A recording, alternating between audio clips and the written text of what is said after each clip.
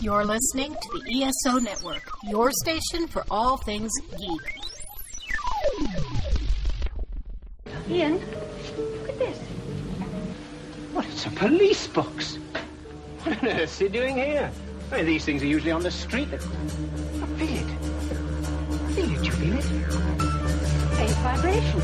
It's alive. Earth Station Who, a fun mashup celebrating nearly 50 years of the Doctor Who universe. Hold tight. You never know where the TARDIS is going next. You're probably a bit confused right now. I broke the glass. It's all come back to me.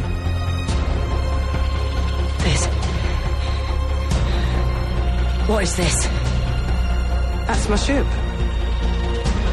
What? Let me take it from the top. Hello, I'm the Doctor. I'm a traveller in space and time. And that thing buried down there is called a TARDIS. Time and relative dimension in space. You're gonna love this. Hey there, Earth Station Who listeners. Welcome to another episode. That's right, folks. We are going way back this time. And we are going back to 1972 from February 26th till April 1st. We are looking at the six-part The Sea Devils, featuring John Pertwee as the Doctor, Joe Grant by Katie Manning, of course, and Roger DeGaldo as the Master.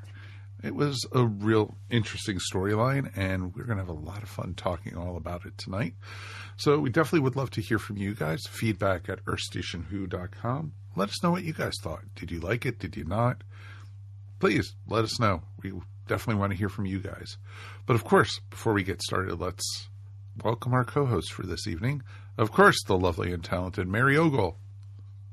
Everybody, it is fantastic to be here. One day I'm going to throw it off and say, the lovely and talented Mike Gordon! Just to see what everyone And then I will say howdy. Exactly. Which will even be better. So, that would be awesome to see. So, and of course, Mike Gordon is here. Howdy. So, no real Doctor Who news this week, other than confirmation in marketing material and stuff from BBC and BBC America saying that the 17th of April, which is only 2 weeks away, folks, that Doctor Who is coming our way. And we got Legends of the Sea Devils coming your way. And it should be a ton of fun, hence why we're reviewing the Sea Devils beforehand. So we've already reviewed Fury of the Deep, which was the only other appearance of the Sea Devils. And that was during the Fifth Doctor era. And it was memorable in some ways. Most ways, not so much. So it will be very interesting to, talk about this one, and excited with the trailer for the next episode of Doctor Who and see where it leads into, because, folks, this is it. After this is the last Jodie story. Yes, I hear some cheering from some portion of the crowd, but the rest is, not so much so. I'm not sad that it's the last Jodie story. Are you going to be sad that it's the last Chibnall story? Well, let's just say I'm not going to be shedding many tears. You're not going to go out sobbing. Chibnall! Right. Don't go! Yeah, that's not going to happen. No, you're definitely not going to worry about that one. So it's going to be very, bittersweet and everything. So, looking forward to it. Our next episode is going to be a live one, folks. We are going to be reviewing on, I think, the 19th at 8 p.m. Eastern on Facebook Live. We will be reviewing the Legend of the Sea Devils. So it should be very interesting to see what we get and who's going to join us, because I have no clue right now. So it'll be a ton of fun, other than these two wonderful folks. And if it was just the three of us, it would be great. So it's always good with that. But we definitely would love to hear from you guys and have you guys join us. So definitely stay in touch and listen to this episode. I'm going to just jump in with the review of the Sea Devils, because that would be too quick of a segue anyway. So I think we got it. And was this your guys' first viewing of this one? It was my first viewing, or at least as far as I remember. Yeah, mine as well. I mean, I know that we had reviewed Warriors of the Deep. Probably about a year and a half ago or so. Yeah, so I'd seen the Sea Devils before with the Solarians. I don't know if that was a great introduction to the Sea Devils for me. I would say it was not, actually. But yeah, I've heard a little bit about them. I thought, I guess, based on just fan reaction and excitement to them coming back, that they'd been used a bit more than twice before, but it looks like they've only appeared really in 2 stories. So It's pretty amazing that you have them popping up just in these 2 storylines. And, I would think, the Sea Devils, they would have been a bigger threat. When we heard about, some of the underwater stories that we had, like the Underwater Menace and stuff like that. And I always thought, this was other Sea Devil stories, like with the Second Doctor. And what was the one that was the Seaweed or something? What was the one that they were in the sub that had David Warner in it? That was the Ice Warrior story. Yeah, it was an Ice Warrior story. With the 11th. I was like, I thought that was, you kind of expected a Sea Devil story out of that, but you would think that they, especially since their counterparts, the Solarians, have been used quite a bit. Yes. But no, it's interesting that we never got more Sea Devils, especially, like you said, because we got the whole thing with Madame Vastra, but we also got, the Sea Devils and the Solarians are related. So it's like, you got the Solarians, why didn't you get the Sea Devils? Well, I wonder if that's why we didn't get more Sea Devils, because they're so similar to the Silurians. Could be. But the Sea Devils are on water, Mary. They live in water. There's a big difference there. Yeah, water, land. Come on, Mary. There's a huge difference, except in the storyline and the backstory. And I guess we haven't seen the Sea Devils because I guess there was no partnership with the British Navy in order to make to show off all their latest toys and vehicles. So that's probably why we haven't seen another storyline with the Sea Devils. That was the best part of the episode. I'm not complaining. Fun. I am not complaining. This was the first time I'd seen it. I didn't know what to expect. I generally like Third Doctor stories, so I was going in with pretty much an open mind. But right away, when we see, I think we even see Roger Delgado before we see the Doctor in this, right? And I was like, oh, we're getting Roger Delgado, the Master, for 6 At first I was like, oh, it's going to be 6 episodes. It's a 6-parter. Oh, my goodness. And then I saw Roger Delgado in the episode 1. And I was like, oh, it's only going to be 6 episodes? Bummer. Because, usually he only pops up in, the last half of the story. Right, if even that, yeah. Exactly. Some character that we've been following for a while suddenly reveals, I'm the Master. But this, we get him right away, and he's just a special kind of cool. I just enjoy watching him tremendously, and especially in him, his chemistry that he has with John Pertwee. It's just really fun, and I could watch 6 more episodes of that. Oh yeah, most definitely. And I was excited when I didn't know it was a Master story at first. I had no idea either until about 10 minutes in when they show him, and they're like, oh, this is good. Yeah. I'm awake now. He's the real villain of the story. It's not really the Sea Devils, because he's manipulating everybody. Yep. Exactly. The Sea Devils are pretty much pawns in this one.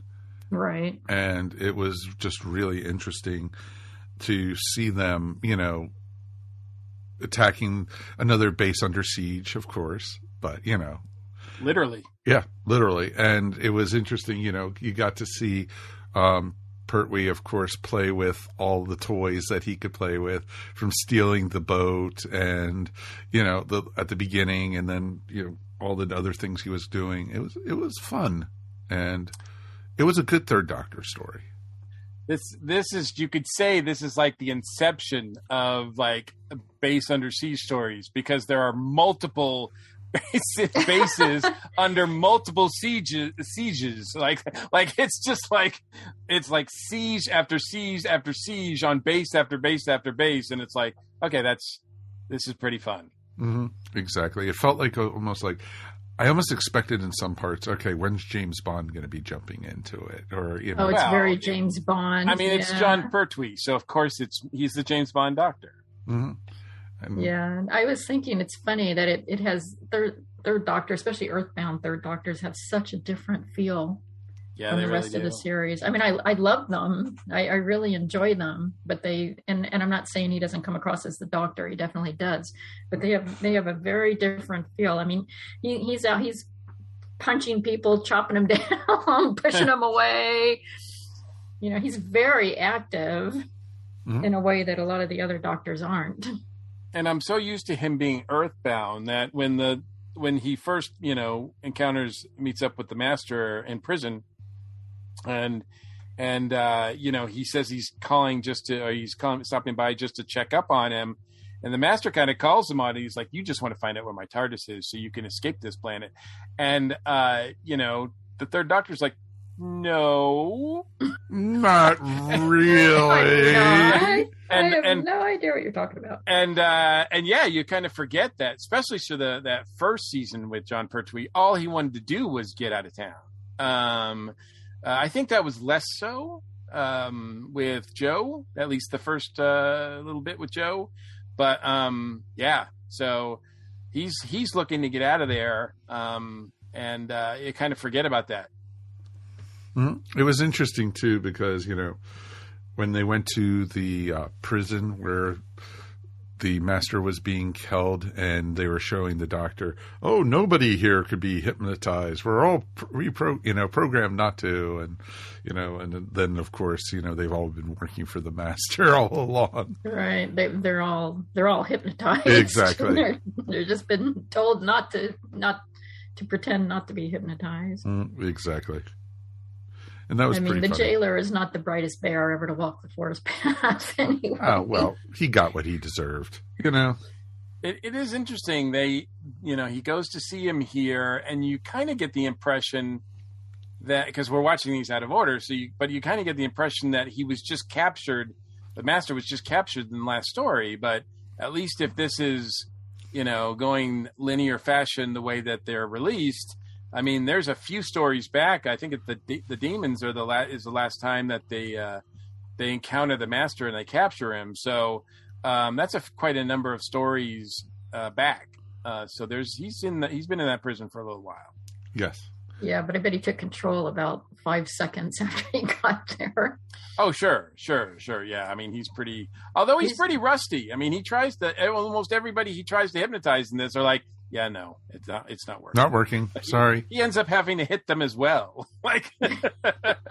He probably enjoys that. So even the head of the prison, he doesn't hypnitize. He maneuvers. Well, he manipulates him. He manipulates him, but he doesn't outright just he's not a slave to him, right? He's actually thinks he's doing the right thing. He appeals to his patriotism. But I mean, that's the thing about the Master is he doesn't need to hypnotize you because he's a master manipulator. Literally. When I thought it was awesome. When John Pertwee says patriotism, it sounds like a bad word. Mm-hmm. Well, I mean, it can be a bad word. Sure. Because it clouds your judgment. Yeah, we have found that out recently in this country. Yeah, well, we found that out a long time ago, but it's really obvious right now. Wait. Are you saying that even classic Doctor Who, there were politics involved? I know, that's very hard to believe. I'm shocked. Is this woke? Wow. Do we need to cancel the Doctor? We need to cancel the Doctor. Cancel culture. I will say that I think the I was kind of bummed. I thought we were going to get a twofer because I kept waiting. I kept thinking that the Brigadier was going to come in the second half of this or something, but Unit never really shows up, and that was kind of a bummer. And they could have fit right in, actually. Very much so. I was fully expecting the Brigadier to show up with helicopters and boats, and I wanted to see the unit destroyer. Basically, I thought that would have been cool. Of course, piloted by Benton. It had to be. But it would have been cool. But the Sea Devils themselves, they weren't all that memorable in it. It was it was like they were like the henchmen. And especially I loved how the Doctor though referred to the Silurians because of what the Brigadier ended up blowing them up at the end of it, while the Doctor was trying to negotiate peace. And it was interesting how they kept on referring back to that in the story. Well, the Sea Devils get blown up too. Yeah, I know. I know. Well, I want to talk about that though, because that was one of the problems I had with this story was that the Sea Devils were so similar to the Silurians, even down to blowing them up at the end when he's trying to negotiate with them. But the Silurians were blown up by the Brigadier, not with the Doctor's permission. In this one, the Doctor's like, screw it. And he just blows them up himself. He's like, I tried. I tried to issue peace, but you guys don't listen, so I'm just going to blow you up. I tried to help you, and look, this is what you give me. How could you? Yeah, I still think that just felt like the writer was, I don't know what to do. I'm just going to blow him up. Yeah. Make the Doctor do it this time with the hay. They have no autonomy throughout the whole story. You don't get to know the Sea Devils at all. They just get compared to the Silurians. Yeah, they're just tools. And for a while, like for the first couple of episodes, I'm like, is there only one Sea Devil? Because you only see one guy. But I guess they didn't hire the rest until they were shooting the third episode. Well, it's not, I think it's one of those things where it's like, it's better if we don't see them. Because, for the time, it's not bad. But it certainly is not. Yeah, we've seen much worse in Doctor Who, and even later Doctor Who. But they're not great. They're not really greatly designed. I don't think. No. The ones compare them to the ones we've seen in the trailer, the new trailer. Oh well, they look fantastic. Oh yeah, compared to it, yes. Well, think about the changes in technology since 1972. Or, think about since 1983. So when was their last time they appeared? So it's, the technology is greatly improved. And, I would love to see more of them. And I'm glad we're getting them. But after watching this, I was like, now I understand why they didn't appear as much. And because those costumes did not look comfortable at all to be in either. Well, and, like I said, my first exposure to them had been Warriors of the Deep. And I think they were less effective. They were in that one, really. Their look, I didn't really appreciate I think they look better here, as a matter of fact. So after watching now these two, while I think that they're a decent concept, I must say I don't really understand all those people who are like, oh yeah, we're finally getting them back and New Who. It's like, really, did you really miss them? Like they I don't know if they were that big a deal, really. Yeah, well, I don't think they were, but I hope they get some sort of storyline that befits them this time, because I think they could be an interesting, race to explore. But that doesn't happen here. From what little we know about the story that is what we're going to get in a couple weeks is it kind of breaks with their introduction here, right? Because here they're supposed to be introduced for the first time, and the storyline that we're getting in a couple weeks implies that they were or they made an appearance much sooner Now, granted, they do kind of say that there are different pockets of them and there are different camps of them. So it's possible that one camp could do things without the other's knowledge and all that kind of stuff. But unit should, it's probably way before unit. So it's not like they should have a file on them already. Yeah. Well, you could just sort of hand wave that away. Yeah. I mean, and look, especially if it takes most of it, the action takes place on a pirate ship, there's may not be any history. But it's like they're going to, going in, you'll probably have to think, okay, well, they're going to be all destroyed again because there's otherwise, why aren't they still around? Exactly. There's no chance of Yeah. people knowing them or anything like that. And there's no records, like you said. So it's not that very Chibnall really cares about continuity. Oh no, he doesn't care. So, and I don't care either if it turns out to be a good story. Fair enough. I don't know if they've been used in If I don't know if they've been used in Big Finish. I would imagine that they have. Oh but God, they must have. I can't imagine Big Finish wouldn't have a Sea Devil story. But who knows? I don't know for sure. It seems like something that's ripe for Big Finish because they are explored so little. So you could really make up some good stuff. If only we had the internet to look. Malcolm Hulk is the writer of these episodes, and I usually like Malcolm Hulk for the most part. Yeah, I think Malcolm because I think a lot of times he's with Terrence Dix, a script editor. So between the two of them, and this is during the Barry Letts era, they usually do some pretty decent stuff. There's not really any clunkers, outright like stinkers, in my opinion. Yeah, I mean, I don't think he does much with the Sea Devils. He does have some really fun stuff going on with the Master. Yeah, you're right, Mary. The big story here is the Doctor versus the Master. And I think that's played out pretty well with a lot of like cool things that the British Navy is doing. And and so you see like a lot of like, and you could definitely see, it kind of brought out the kid in me because I was like watching this like with kid eyes going, wow, what's that do?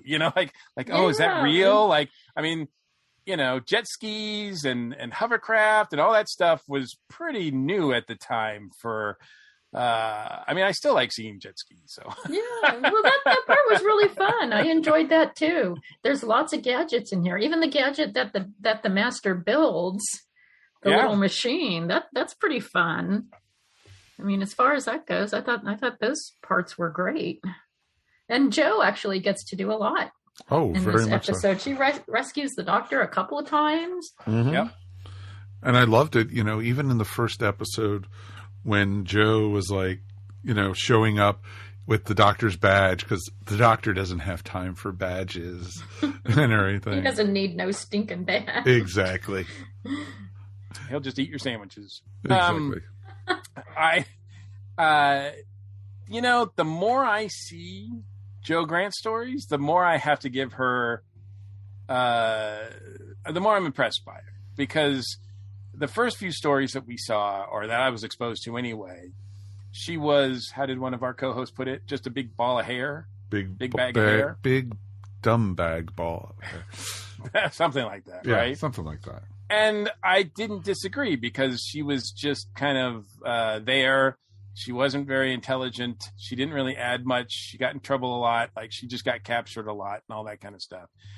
But the last few stories that we've seen with her, more and more, she's impressing me. She's not like, she's no warrior or anything like that, but she's pretty capable of doing things. She's not afraid to do things. And like Mary said, she actually helps out the Doctor on at least 2 occasions during this story, maybe more. Yeah, she's very resourceful. Yeah. She just gets whenever he's taken, which is often in this story, she comes up with a plan right away to get him out. And if you don't mind my saying, she looks good doing it too. Mm-hmm. And she's not dressed in a mini skirt and heels. No, not at all in this one. No. What, skin tight white outfit when she's trying to hide? I'm like, really? You can't see her like 14 miles away? She pretty much stands out in the background, but that's all right. Well, maybe the sea devils just don't have good vision above the water or something like that. We'll just hand wave that away. Exactly. Because Doctor Who. Yeah. Well, I mean, I don't know if they come from the sea and they're related to fish. Maybe they have that short-term memory problem. Oh, you're going the Dory route. Okay, gotcha. Okay, that would be funny. Mm-hmm. Sea Dories. The Dories. The Sea Dories. The Sea Dories. Wow. How do you rank this, though, up against some of the other Pertwee stories that we've seen? Especially the Delgado era, with the Master. It's a really fun Master story. Mm-hmm. He was really the mustache-twirling villain in this one, yeah. too. Yeah, he's having a good time, you could tell. And it really showcases his manipulation skills. He's doing that left and right. Mm-hmm. Yeah, he's obviously the one in the driver's seat. I mean, he's manipulating everybody, including the Doctor, because the Doctor it has to play catch up. I don't think he's like really on top of things until the final episode, when he finally starts to sway things in his favor. But prior to that, I mean, the Master is the one who's like just controlling the chessboard. It's interesting, and even at the end with him getting away. Faking the heart attack. Yeah, well, there's an interesting dynamic between them because I always get the feeling that he doesn't really want the Master to be imprisoned on some level. Yes, and I don't know if that's the first time that because we watched these out of order, so I have no idea. But he does reveal that you could say, what does he say? Something like, you could say we were almost like school chums. Yeah, exactly. You could say we went to school together or something like that. And it's like, oh, okay, so there is a big history between the two of you. Oh yeah, well they definitely say there is a history. That's not the first time they've said that. And so it was interesting, and I liked, the dynamic, the chemistry between the two of them is just awesome. Yeah, they really play well off each other. And it's funny because I started thinking about it, and literally since, none of the Masters and Doctors have had the same kind of chemistry between the two of these guys. I don't know about. I don't know. I think Capaldi and Missy had. I was thinking the same thing. That was the one that came to mind as well for me. Yes, Capaldi and Missy. Yeah, Capaldi's Doctor and Missy, Michelle Gomez. That was pretty good. Some of the episodes they were in were not nearly as good, but they were really a good connection together. No, I could almost see it, but I still think this one was better. But I did He's your first, right? He's Well, the first Master. He is right? the first Master. He's your sets first the bar love. for everybody, right? Yeah, exactly. He sets the bar for everybody. So The bar has been struck. Delgado is my favorite Master. Oh, God, yes. He and Missy are pretty close. And if he hadn't, met an untimely end, we should have gotten more of him. Yeah, we lost you him would have. way too soon. Absolutely. Very much. And it so. just makes it, I know that a lot of the people that are in these that we watch now are no longer with us, but when they meet a tragic end like he did, like way too soon, it just kind of bums me out when I see him because he's so good. And I know he's been in other things, but I don't think he left near the impression on anything else he did than he did on as big as Doctor Who anyway. Mm-mm. He's just so good. Like I just like, man, what I don't know if he really. I guess he peaked here. You could say that. That's a good way to put it. Him being the Master is really what he's known for compared to the other roles. And it was interesting too because we're talking mostly about him when the episode is The Sea Devils, which is pretty funny. Yeah, but it's really about him and the Doctor. Oh, of course. The Sea Devils are just kind of there. They might as well be his like minions. Yeah, I mean they kind of are his minions. Oh, they are his minions. I mean his unwitting minions, but yes. Except for they're not yellow. Oh.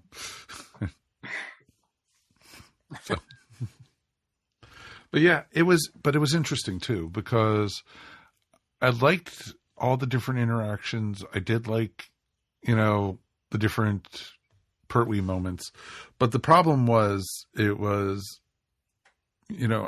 I think part of it could have easily been 4 episodes and been just as well. I think it would probably even be better. Nah. You don't think so? Give me more Delgado. Really? Wow. Don't cut out any Delgado. I mean, yeah, if there were 2 episodes that he wasn't really in, but he's in everything. He's in all of these. And I mean, yes, does the plot, is it stretched out? Sure. But, they do a pretty good job at introducing like new gadgets and new things. And I don't know, I broke it up in the course of a couple of days. I watched an hour and a half one day, and then an hour and a half the other day. So I broke it up into 2 parts, so it didn't feel as monotonous and long to me. But it didn't. Even so, the episodes flew by for me. I thought it was really fun to watch, and I didn't feel like it was bloated or overly bloated anyway.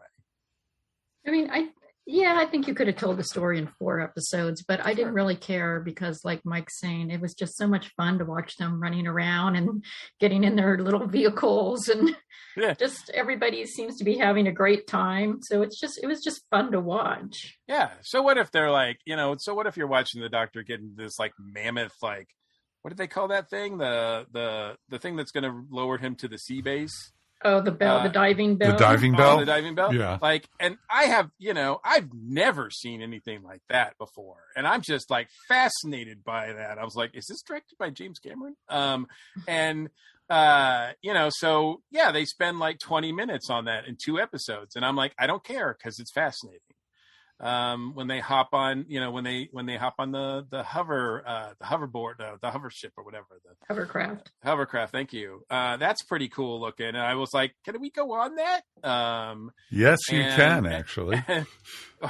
Well, no, I meant the camera. Can we actually take the camera on there and and see what they're doing on there?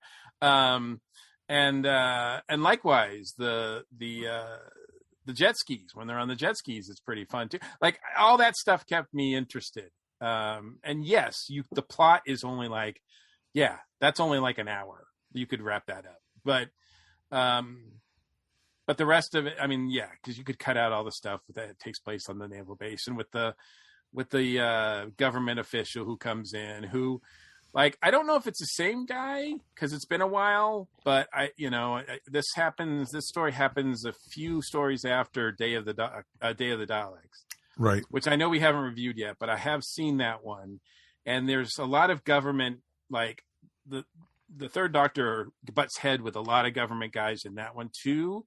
And it seems like, I don't know if it was a running theme this season, but it seems like the government was getting more and more involved with the Doctor's business and with UNIT during this time, which I found kind of interesting as well. They did quite a few other ones too, because if you go back all the way to the Silurians, you had the government interfering with it. That's how the virus actually got out.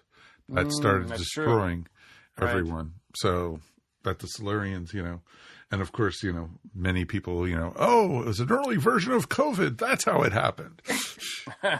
But it was just really, really interesting to see. And I did like it. I did enjoy this one. So seeing how the government was, being pricks, but that's, usually, the brigadier always ran up against it. Oh, I'll get on the phone with Geneva. They'll take care of this. And that was just always the running theme through most of the Third Doctor era. And so, that's what happens when you're stuck on Earth. You get to F with the government. Bureaucracy. Exactly. Yeah.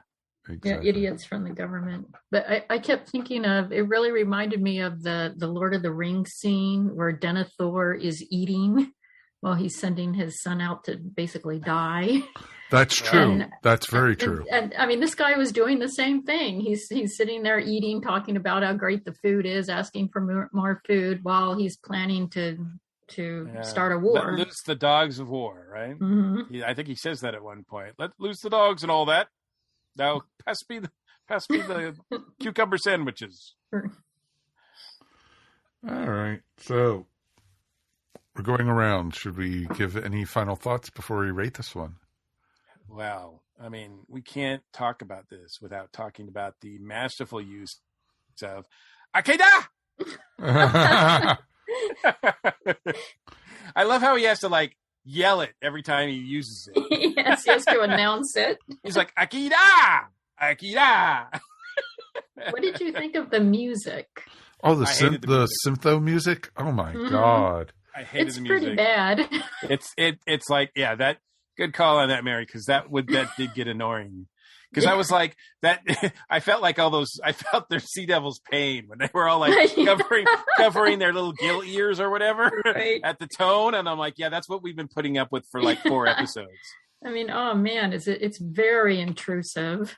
Yeah, it's not smooth at all. It just feels like someone's banging on tones. I was like, oh God, they're really going for it. That was unfortunate. You're right. Yeah, they're not trying to fit it in with the story at all. It's just like they're just doing random in the town. Yeah. Oh man, that was pretty brutal. I do not want this soundtrack. No, maybe that was the master's plan to put in really bad music or something for this one. All part of his evil plan. Oh yes, that's the device he was working on. Mm-hmm. Exactly. It came to fruition. Oh my goodness. So, all right, let's go ahead and rate this. 1 out of 5 TARDISes, 1 being the worst, 5 being the best. Mary, ladies first tonight. I think I'll give this one a 4. I mean, I enjoyed it. Maybe even a 4.5 because I'm not saying there aren't problems with it. Yes, there are. But it held my interest throughout the whole thing, and it was just really fun. It was just one of those episodes you could just sit back and really enjoy. And Pertwee did a great job. Joe, Katie Manning did a great job. Joe had something to do. I was thrilled to see that. And Roger Delgado, as always, was masterful. Ha ha. Ha ha ha. I see what you did there. So I just really enjoyed it. Nope, that's awesome. That is awesome. Mikey.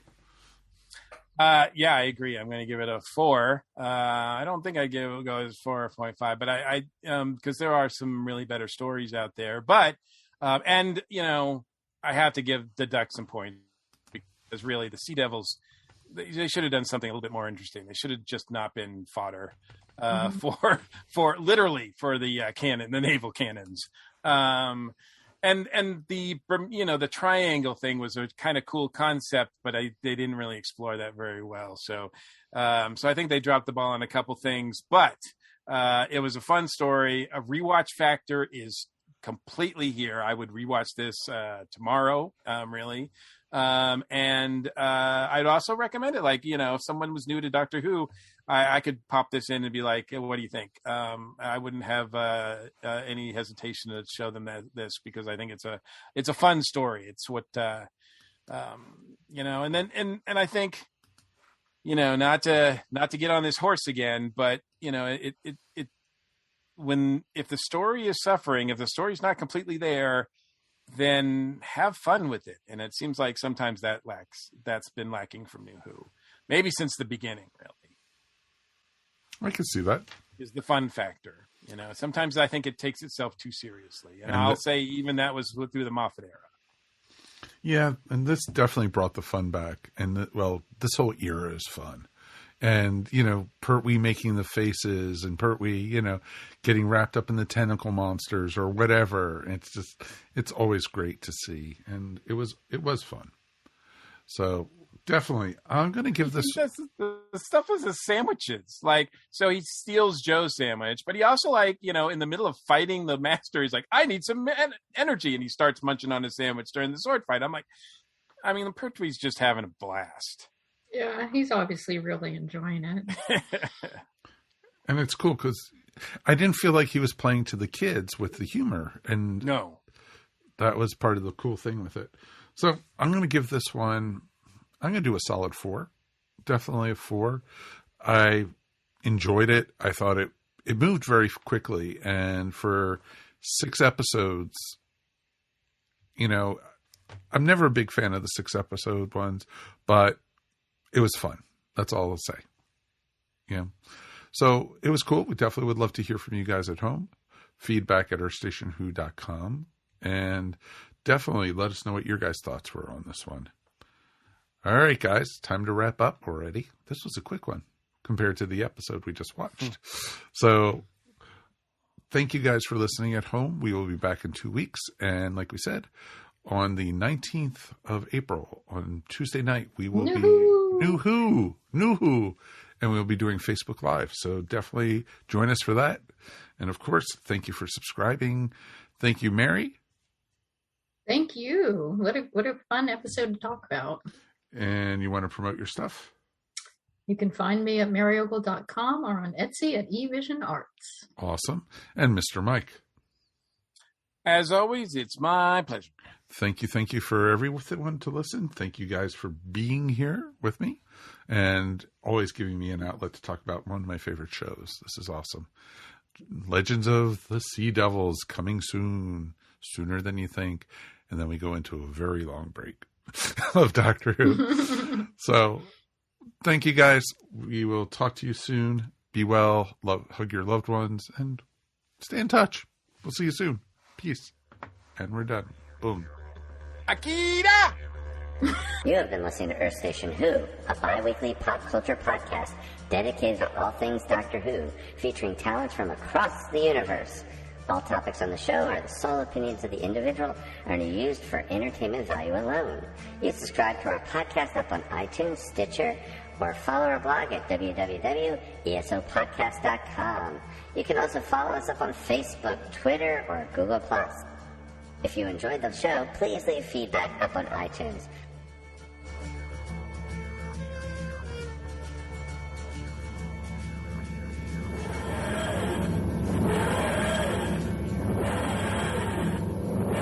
Helm report. Sir, there's Klingons in the starboard bow. Starboard bow? Starboard bow! What are they doing there? They seem to be waiting for the new episode of Earth Station Trek. Science, what do we know about this Earth Station Trek? It's a podcast that treks through the history of Star Trek, from the early days on NBC to the future on Paramount Plus and everywhere in between. Navigation, how would one find such a podcast? By setting coordinates for earthstationtrek.com or by doing a sensor sweep of Spotify, iTunes, or any other quadrant where fine podcasts are available. Captain, what are we going to do about the Klingons? We come in peace, Commander. Weapon station, shoot to kill. Shoot to kill? Shoot to kill!